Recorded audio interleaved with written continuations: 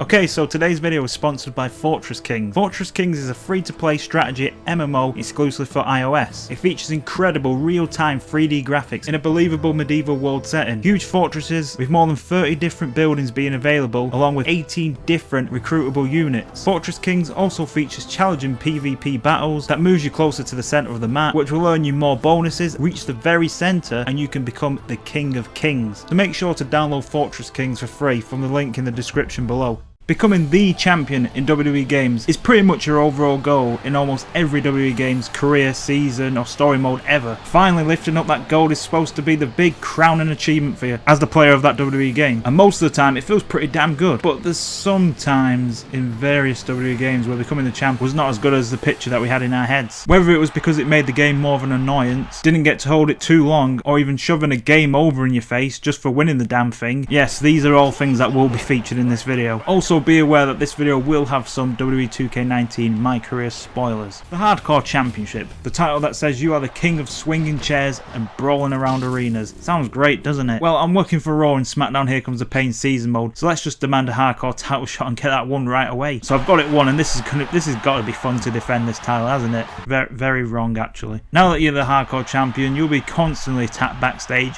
every single month, leading to an impromptu Hardcore title match defense. The first time this happens, it's an unexpected and fun moment, but after the 7th time in the same way, leading to the same match, it gets quite annoying, and it makes you wonder why you even went through the trouble of asking for a title shot in the first place. This would be one title that you're not going to be using your rematch clause on anytime soon. Where's the European title when we need it? Now that's a title I will proudly hold in these games. SmackDown vs Raw 2006 had a great story mode with 2 different storylines that could go in different paths for both Raw and SmackDown. Final goal was always the same, however: win the world title at WrestleMania, and only at WrestleMania. This becomes clear during the early months in Raw's story mode, as you get the opportunity to fight for the world title or the Intercontinental title depending on the choices you make. Winning the match and become the champion, however, is completely pointless, as Eric Bischoff will stop your celebration to let you know that the title is now vacant due to some made up rule. An obscure WWE regulation has just been brought to my attention. As it turns out, the title cannot be contested in a steel cage during the month of September. And since this is September and that is a steel cage, I've got no choice but to void the referee's decision. What on earth? You gotta be kidding me! I've never heard of such a thing! I feel that it's only fair to vacate the title until a proper rematch can be made. Vacate the title? What the hell is Bischoff playing at? Well, Bischoff is the Raw general manager. He gets paid big money to make the tough decision. He's got to go by the rule book. And unsurprisingly, it happens once again not long after this in the story mode, with the tag team titles now being vacated. Because you three have just passed around a championship indiscriminately without WWE approval,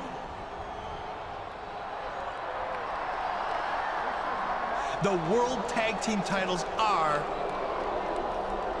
hereby vacated.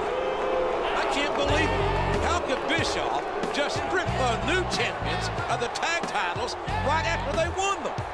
Why would he vacate the titles? So other than the final match at WrestleMania, winning titles in SmackDown vs Raw 2006 story mode is completely unnecessary, and when you think about it, you might as well just skip these title matches. WWE 2K15 was the first game to introduce us to the My Career mode, and what an awful job it did. It was universally disliked, people called it boring, and the entire mode ends once you win the WWE title. Like literally, you win the WWE title and have no time to even be happy about that. And if you've played this mode, you'll know it's a title that you have to grind hours for to get. The mode pretty much tells you it's time to retire now, so you have to go and have your last match, roll the credits and game over. Unlike previous career, season or story modes, it was never hinted or even advertised that winning the WWE title is the end game for you. And as you can imagine, people were less than pleased when this game over happened pretty much out of nowhere. In the first Raw game on the Xbox, there wasn't your classic story, season, career type mode in the game, so in its place was a championship mode where you would have to go through 7 to 10 opponents, depending on the title that you had chosen to go for, and the developers decided to make this an actual challenge. It didn't allow you to save at all, so you had to do all the matches in one sitting sitting, and you only had 3 continues, so if you lost 4 times in this mode it was game over for you. Once you go through all the other superstars and win the final title match, you get a victory scene of your superstar holding up the title with pyro, and everything is great. You unlock the title to use in normal matches outside the mode, but there's a problem. You can't actually use it. Only custom characters can wear and use the titles in Raw, so you can't even give the title to the non-custom superstar that you used in the mode in the first place. It just makes me scratch my head and wonder why the hell did I go through all that to not even be able to use the title I won. There's only one acceptable thing to do here.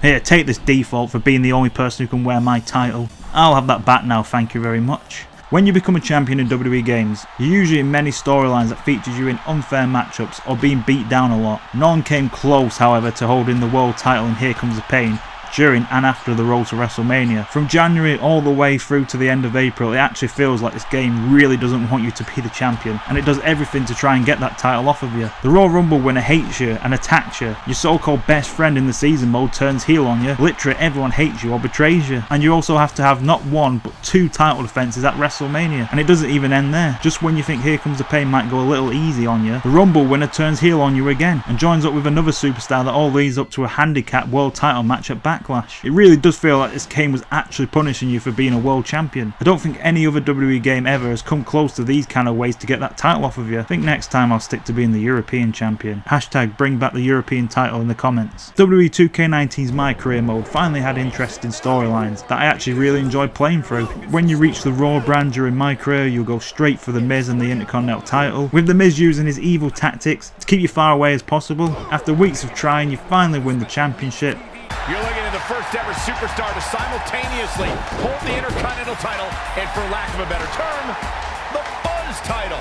Yeah, his carry-on bag just got a little bit heavier. Yeah, if I were the Miz, this match would be under protest. It should have never taken place under these rules. Well, it did, and now we have a new champion. You can protest all you want, but it's not going to change what happened.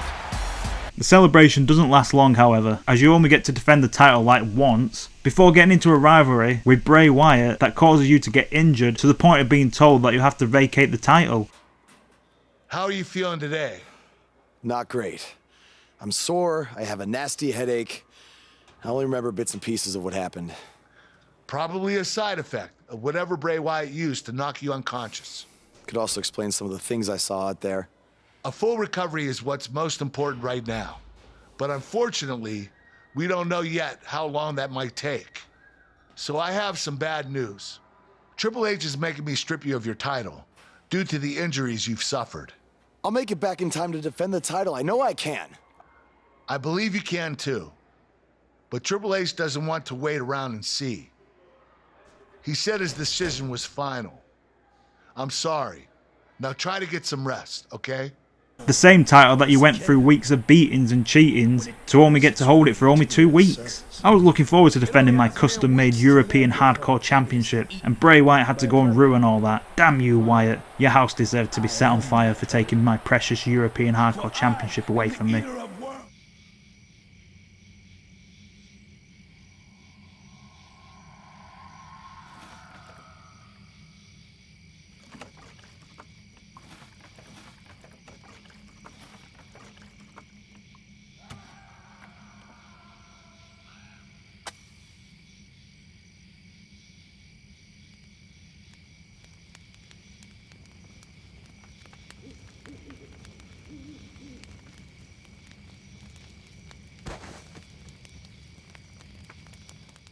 So that was the 6 times winning the title in WWE games sounded better than it actually was. Did I miss any other scenarios where winning the title would just lead to it being vacated, not really being worth all the trouble, or made the games harder or more annoying? Let me know in the comments, and if there is enough, I will do a commenters edition with your suggestions credited in the video. If you did enjoy this video, then please make sure to click that like button, subscribe with notifications turned on, and I'll see you all in the next video.